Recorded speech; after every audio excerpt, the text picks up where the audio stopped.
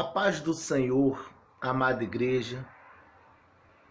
Nesse Zap da Paz, eu quero falar sobre Mateus, capítulo 7, apenas o versículo 12, que diz: Portanto, tudo que vós quereis que os homens vos façam, fazei-lhe também vós, porque esta é a lei e os profetas.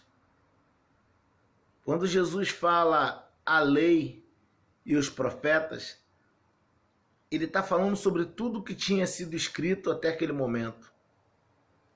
Porque a lei é conhecida pelos 5 livros de Moisés. O chamado Pentateuco é conhecido como a lei.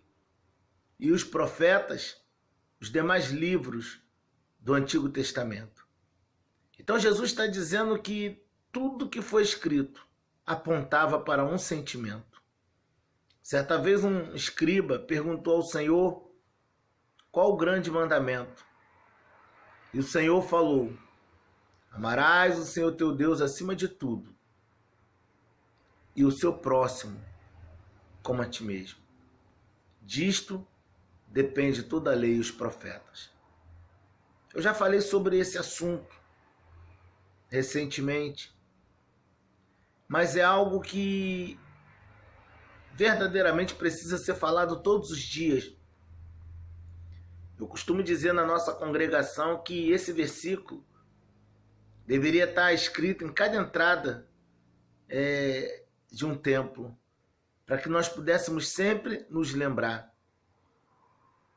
Porque quantos problemas no meio da igreja, quantas pessoas entristecidas, magoadas, feridas, porque nós não colocamos esse versículo em prática.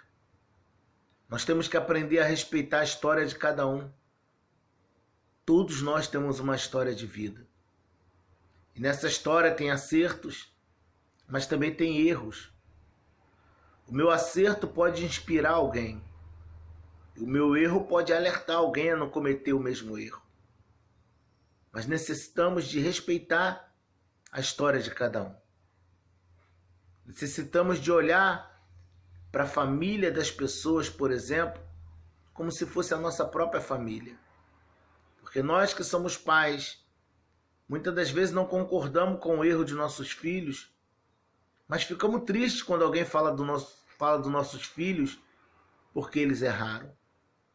Ficamos tristes quando alguém julga os nossos filhos ou a nossa família. E por que a gente vê tanto isso na igreja? Tanta maldade, tanta malícia nas palavras, tanto julgamento, tanto apontamento, até mesmo zombaria com a história de tristeza de alguém. Quanta fofoca, quantas palavras ditas pelas costas. Eu te pergunto, você gosta que alguém fale de você pelas costas? Eu creio que não. E quantas das vezes a gente se pega num grupinho de pessoas falando de alguém que não está presente sequer para se defender? Até o mais alto criminoso aqui na terra, ele tem direito a um julgamento. Ele tem direito a um advogado de defesa.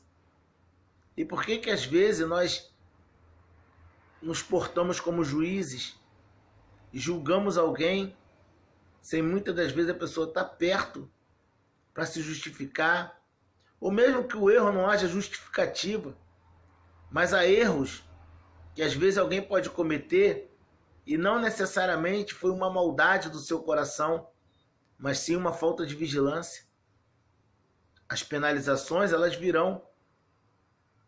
Mas se Deus está disposto a perdoar, quem somos nós? Então é tempo de refletir. Quando nós ajudamos as pessoas, temos que ajudar alguém pensando como se fosse para nós mesmos.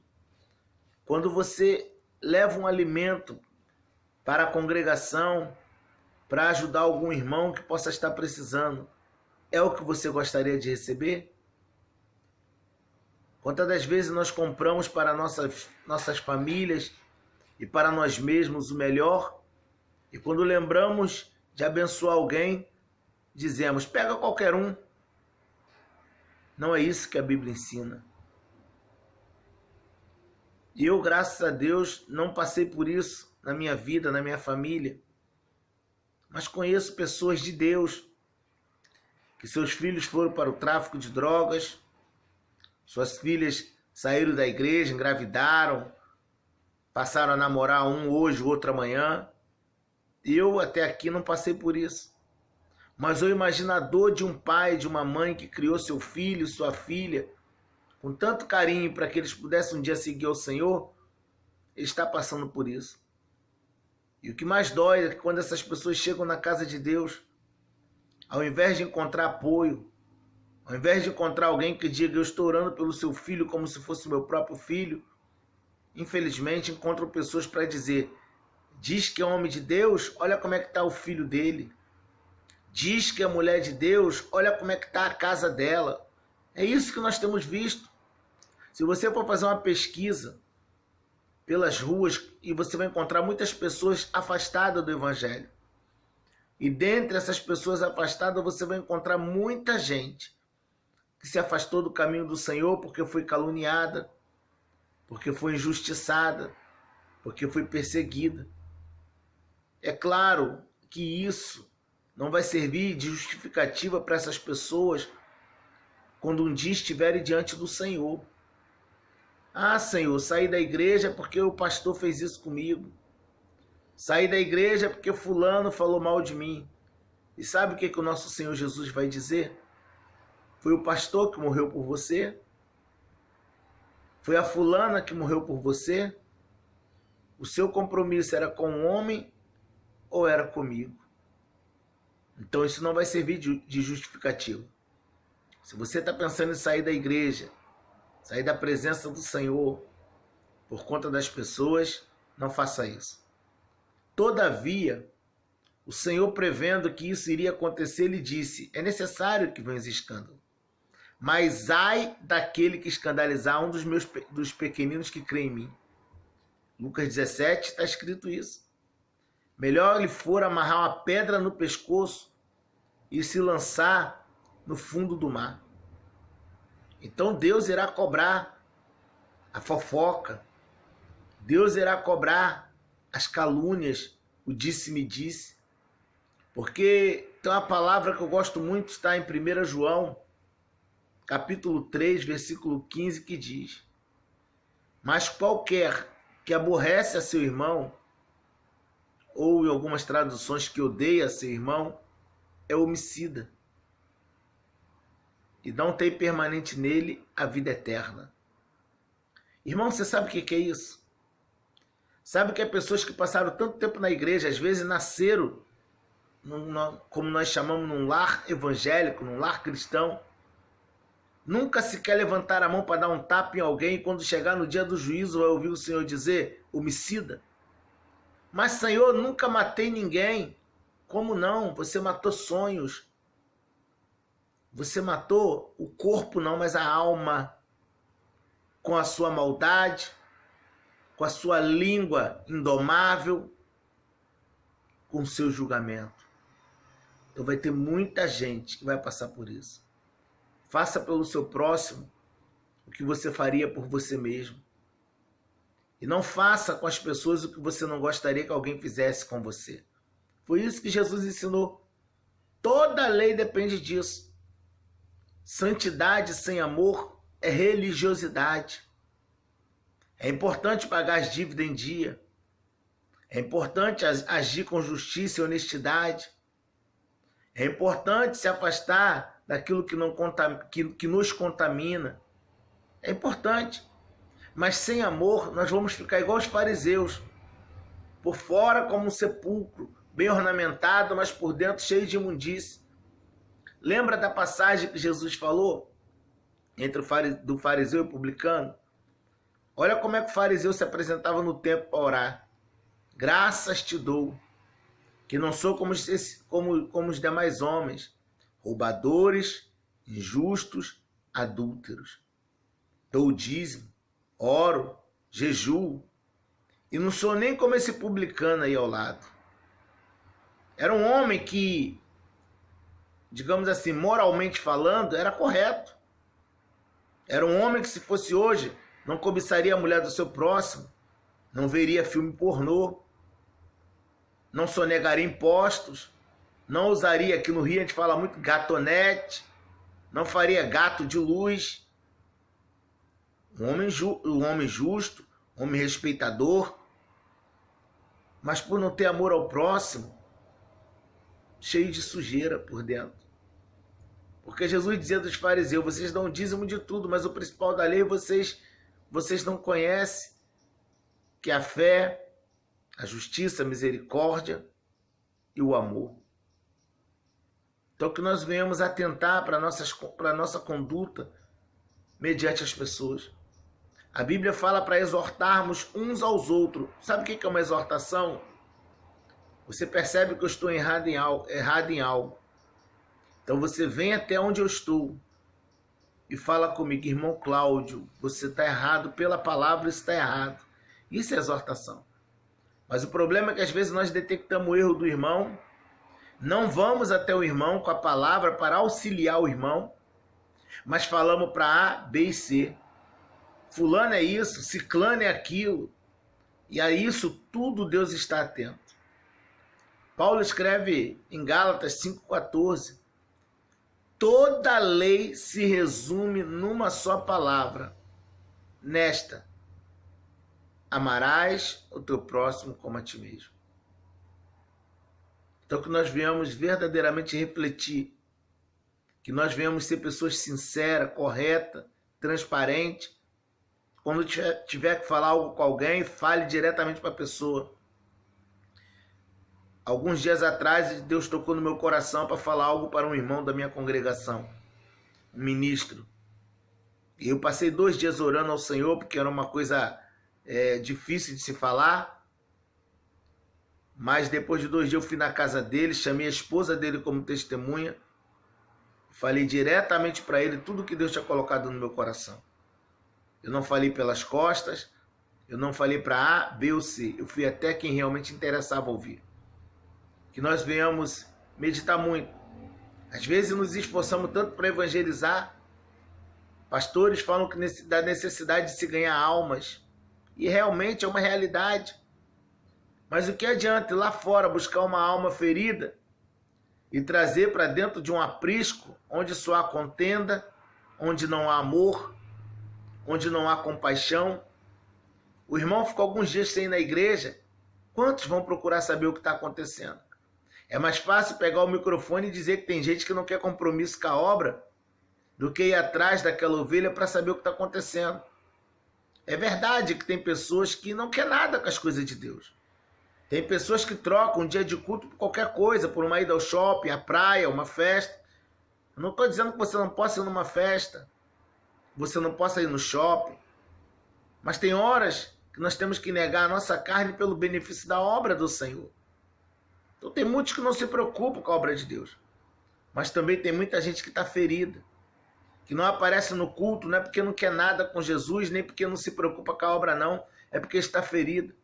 Já vi muitos irmãos dizer, o irmão não está vindo para a igreja, mas eu passei lá, vi ele no portão da casa dele. Mas você foi lá saber o que ele está sentindo? Às vezes ele está ali pensando em jogar tudo para o alto. Às vezes está pensando em dar um fim até na própria vida, porque infelizmente tem acontecido de servos de Deus se suicidando, tirando a própria vida. Se nós, em vez de julgássemos, tivéssemos ido lá para de repente saber, tentar se informar, oferecer o nosso ombro, o nosso abraço, o nosso apoio, quem sabe aquela vida estaria hoje aí de pé. Então que nós venhamos refletir, meus irmãos. Não adianta pregar, profetizar, fazer maravilhas no nome do Senhor. Sem amor, tudo será em vão. Jesus diz em Mateus 7, 21, nem todo que me diz Senhor, Senhor entrará no reino de Deus, mas aquele que faz a vontade do meu Pai que está nos céus. Muitos, quem falou foi Jesus, muitos me dirão naquele dia, Senhor, Senhor, em teu nome nós profetizamos, em teu nome nós expulsamos demônios, em teu nome nós fizemos muitas maravilhas. Sabe o que é uma maravilha para mim? é, por exemplo, alguém botar a mão no cego e ele enxergar. É maravilha, porque o homem natural não consegue fazer isso, só pelo milagre, só pelo poder de Deus. É colocar a mão no paralítico e ele andar, é orar por ele e ele andar. Isso para mim é maravilha. E até mesmo colocar a mão sobre o defunto e ele voltar a viver. Isso para mim é maravilha. Jesus afirmou que pessoas que foram usadas com tanta profundidade na terra, a profetizar, para fazer maravilhas, expulsar demônios, vão ouvir ele dizer: nunca vos conheci. Apartai-vos de mim, vós que praticais a iniquidade. Porque toda iniquidade é gerada pela falta de amor. Porque João escreve na sua primeira epístola que aquele que não ama está em trevas. E quem está em trevas, irmãos, não conhece a Deus, porque Deus é luz. Então que você possa refletir, que eu também estou refletindo. É tempo de pedir perdão se erramos. É tempo de perdoar. Mas não o perdão que algumas pessoas dizem. Ah, eu perdoo, mas agora é fulano para lá e eu para cá. Já vi muita gente dizer isso. Só que nós esquecemos que no Pai Nosso, você ora a Deus pedindo: Deus, perdoa as minhas dívidas. Assim, ou seja, da mesma maneira que eu perdoo os meus devedores. Então, se eu sou adepto desse discurso, eu perdoo, mas não sou obrigado a ficar mais com a pessoa, a se aproximar, eu estou pedindo que Deus me perdoe da mesma maneira. Será que é isso que realmente você quer? Perdoar, esquecer? Não. Você não é um computador? Eu costumo dizer que um computador você pega um programa, simplesmente apaga da memória do computador e acabou. Mas eu estou com 43 anos de vida. E me lembro de coisas que aconteceram comigo quando eu tinha 6, 7 anos de idade. Vou esquecer hoje que alguém me ofendeu? Perdoar não é esquecer. Perdoar é superar. E para você superar, você precisa aceitar que isso aconteceu e não pode ser mais mudado. E você precisa decidir a não deixar que o sentimento da mágoa, do rancor, roube a sua vida e, consequentemente, a sua salvação. Porque Jesus explicou lá em Mateus 6, quando ele falava do Pai Nosso: se você não perdoar, o teu Pai também não te perdoará. E sem o perdão de Deus, não há salvação. Que Deus te abençoe. Que o Senhor te ajude, te faça entender o realmente significado do Evangelho. Que Deus nos abençoe.